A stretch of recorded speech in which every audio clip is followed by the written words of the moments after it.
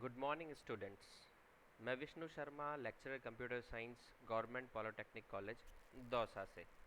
आज के e lecture oblique e practical में हम एक सी प्रोग्राम बनाना सीखेंगे जो कि पैटर्न्स पे बेस्ड होगा। सी प्रोग्राम में पैटर्न डिस्प्ले के प्रोग्राम्स में से inverted half pyramid of number का प्रिंट करने का सी प्रोग्राम हम इस e lecture oblique e practical में बनाना सीखेंगे।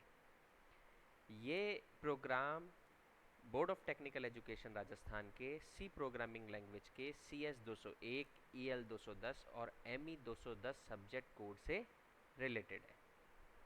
ठीक है, सबसे पहले हम देखते हैं कि inverted half pyramid of number होता क्या है। देखिए, आप अपनी स्क्रीन पर देख पा रहे होंगे, जैसा कि हमने यहाँ पर एक पिरामिड देखा है, इन्वर्टेड है, जो कि नंबर से बना हुआ है 1 2 3 4 5। एक रो है और सेकंड रो क्या बोल रही है 1 2 3 4, थर्ड रो 1 2 3, फोर्थ 1 2 एंड 1। अगर इस पैटर्न को हम देखते हैं तो इसको हम एक पिरामिड की शेप देख सकते हैं, और ये क्या है, इन्वर्टेड है। ठीक है, तो इस तरीके के पिरामिड को inverted half pyramid of number कहते हैं। क्योंकि ये हाफ पिरामिड है इसलिए inverted half pyramid of number कहते हैं। इसे इस तरीके के जो पैटर्न्स होते हैं इन्हें डिस्प्ले कराने के लिए आपको लूप की ज़रूरत होती है, तो हम हमारे सी प्रोग्राम में इसे लूपिंग की हेल्प से डिस्प्ले करवाने की कोशिश करेंगे। तो अब हम देख रहे हैं, आप अपनी स्क्रीन पर देख पा रहे होंगे, एक सी प्रोग्राम है to print inverted half pyramid of number. देखिए, किसी भी प्रोग्राम की जो शुरुआत होती है वो हेडर फाइल से होती है। तो यहाँ पर हमने हमारे प्रोग्राम की भी शुरुआत हेडर फाइल से की है। जैसा कि आप देख पा रहे होंगे, हैश इंक्लूड stdio.h। ठीक है, standard input output header file हमने काम में ली है। Standard input output header file को हमने हमारे प्रोग्राम में इंपोर्ट करके स्कैनएफ और प्रिंटएफ फंक्शन को डायरेक्टली हमारे प्रोग्राम में काम में लिया है। किसी भी हेडर फाइल को हमारे प्रोग्राम में इंपोर्ट करने का मेन मोटिव यही होता है कि उस हेडर फाइल में जितने प्री डिफाइंड फंक्शंस बने हुए हैं उन प्री डिफाइंड फंक्शंस को हम डायरेक्टली हमारे प्रोग्राम में काम में ले सकें। इसके बाद हेडर फाइल के बाद हमने मेन फंक्शन ओपन किया है। मेन फंक्शन वो फंक्शन होता है जिस फंक्शन के अंदर आप अपने प्रोग्राम की सारे लॉजिक्स लिखते हैं। ठीक है, मेन फंक्शन को लिखना बहुत इंपॉर्टेंट है, कंपलसरी है।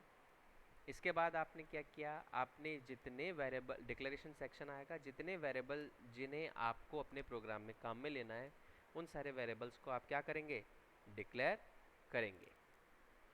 तो अब आप देख पा रहे होंगे कि यहाँ पर आपने इंटीजर टाइप का आई वेरिएबल, जे वेरिएबल और रोज नेम के वेरिएबल, आपने 3 वेरिएबल डिक्लेयर किए हैं जो किस तरह के हैं, इंटीजर टाइप के। वेरिएबल डिक्लेयर करने के बाद आपने सेमीकोलन से लाइन को क्लोज किया। आप नेक्स्ट लाइन पे आए। नेक्स्ट लाइन पे आप कह रहे हैं एक प्रिंटएफ फंक्शन काम में ले रहे हैं जो कि हमारे कंसोल के ऊपर डिस्प्ले कराएगा मैसेज, और मैसेज का डिस्प्ले करा रहे हैं एंटर द नंबर ऑफ रोज। आपके जितने रोज, जितनी जितने मतलब आपको हाफ पिरामिड जितनी रोज का बनाना है उतनी नंबर ऑफ रोज हम क्या करेंगे, इसके अंदर एंटर करेंगे, मतलब वो नंबर एंटर करेंगे जितनी रोज का है। तो आपने देखा होगा कि पिछला जो हमारा, आपने ये देखा होगा, ये inverted half pyramid of number कितने रोज का है, 5 रोज का। तो इसलिए हम 5 नंबर यहाँ पर क्या करेंगे, एंटर करेंगे। देखिए स्कैनएफ, नेक्स्ट लाइन पे आप स्कैनएफ के थ्रू रोज नाम के वेरिएबल के अंदर आप वैल्यू इंसर्ट करवा रहे हैं। ठीक है, तो हमने क्या किया, यहाँ पे हमें 5 नंबर 5 रोज का हमें हाफ पिरामिड डिज़ाइन करना था, तो हमने 5 इंसर्ट किया। ठीक है, अब आप अब देख पा रहे होंगे, अब आपने क्या किया, लूप्स को काम में लिया। ठीक है, देखिए जो ये पैटर्न्स होते हैं ये 2 भागों में डिवाइडेड है, एक तो रोज और एक कॉलम। ठीक है, तो हमें क्या करना होता है, इस तरीके के पैटर्न डिस्प्ले के लिए दो तरीके के लूप चलाने होते हैं, ठीक है। पहला लूप तो क्या बोलता है, रोज के लिए चलाते हैं हम, ठीक है। पहला लूप जो रन करवाते हैं वो नंबर ऑफ रोज के लिए रन करवाते हैं, और सेकंड जो लूप होता है वो हमारे कॉलम्स को डिस्प्ले करने के काम में आता है। तो आप हमारे प्रोग्राम में देख पा रहे होंगे जो पहला लूप हमने चलाया है तो हमने उसे रोज के लिए चलाया है। तो आप देखिए कितनी रोज है हमारे पैटर्न के अंदर, 5 रोज है। तो यानी ये लूप कितनी बार चलना चाहिए, 5 टाइम्स तो एटलीस्ट चलना ही चाहिए। तो हमने क्या किया, देखिए फॉर लूप को 3 सेक्शंस में डिवाइड किया जाता है। फर्स्ट तो होता है इसका initialization section, second condition section, और थर्ड इंक्रीमेंट डिक्रीमेंट सेक्शन। और तीनों सेक्शन को किससे डिफरेंशिएट करते हैं, सेमीकोलन से, ठीक है। इंक्रीमेंट सेक्शन 1 टाइम रन होता है। तो आपने i इक्वल टू रोज किया, रोज की वैल्यू हमने 5 ली थी क्योंकि हमें 5 रोज तक का पिरामिड डिस्प्ले कराना है। तो i में कितना चला गया, 5। देन हमारा कंडीशन क्या हुआ, i greater than equals to 1, ठीक है। तो हमें i greater than equals to में 1 किया, तो हमारा i यानी 5 ग्रेटर देन इक्वल्स टू 1 बिल्कुल करेक्ट, सही है। सेमीकोलन किया और i माइनस माइनस, ठीक है। अब हमने क्या किया, जैसे ही हमारा इंक्रीमेंट इनिशियलाइजेशन हो जाएगा उसके बाद कंडीशन चेक होगी, condition 5 greater than equals to में 1, कंडीशन ट्रू होने पर आप क्या करेंगे, फॉर लूप की बॉडी में एंटर कर जाएंगे। जैसे ही फॉर लूप की बॉडी में एंटर कर रहे हैं वहाँ आप देख रहे हैं कि एक फॉर लूप और रन हो रहा है। अब ये फॉर लूप किसके लिए है, कॉलम्स के लिए, कॉलम में डिस्प्ले करवाने के लिए, ठीक है। तो अगर हम उस सेक्शन को डिवाइड करें हमारे पिरामिड वाले इन्वर्टेड हाफ पिरामिड को, तो पहली रो के अंदर 5 कॉलम्स हैं जिनका प्रिंट क्या आ रहा है, जिनका प्रिंट क्या आ रहा है, 1 2 3 4 5। देखिए 1 2 3 4 5 फर्स्ट रो में। तो इसलिए हमने क्या किया, जो सेकंड लूप है j इक्वल टू 1 तक इनिशियलाइज किया, then semicolon, j less than and equals to हमें i किया, i कितना है, 5 है, ठीक है।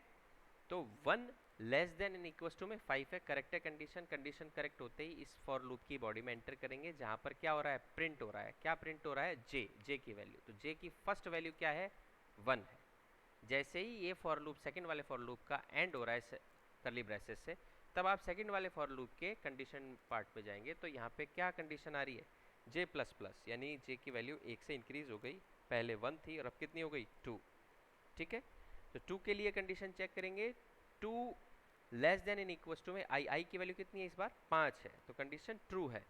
तो इस तरह से वापस आप इस सेकंड वाले फॉर लूप की बॉडी में एंटर करेंगे और प्रिंट हो जाएगा j यानी 2, यानी 1 2 3 4 5 तक इसमें क्या हो जाएगा, इस लूप से प्रिंट हो जाएगा।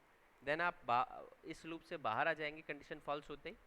कंडीशन बाहर आते ही आप देख रहे हैं प्रिंट है फंक्शन काम में आ रहा है बैकवर्ड स्लैश एन से, यानी बैकवर्ड स्लैश एन का क्या यूज है, लाइन चेंज करने के पॉइंट ऑफ व्यू से यूज है, ठीक है। तो नेक्स्ट जो आपका प्रिंट आएगा वो नेक्स्ट लाइन से आएगा, यानी पहली लाइन में तो क्या गया 1 2 3 4 5, अब हमारा कर्सर नेक्स्ट लाइन पे चला गया, ठीक है। अब आप देखेंगे कि ये फॉर लूप जो फर्स्ट फॉर लूप था उसकी बॉडी बंद हो रही है, तो आप किस में जाएंगे, फर्स्ट फॉर लूप के इंक्रीमेंट डिक्रीमेंट सेक्शन में। और यहाँ पे क्या आ रहा है, माइनस माइनस आई, यानी 1 से वैल्यू लेस हो रही है। तो पहले कितनी थी 5, अब कितनी हो गई 4। आप वापस से कंडीशन चेक करेंगे, 4 greater than and equals to में 1, यस कंडीशन ट्रू है, तो आप फॉर लूप की बॉडी में गए।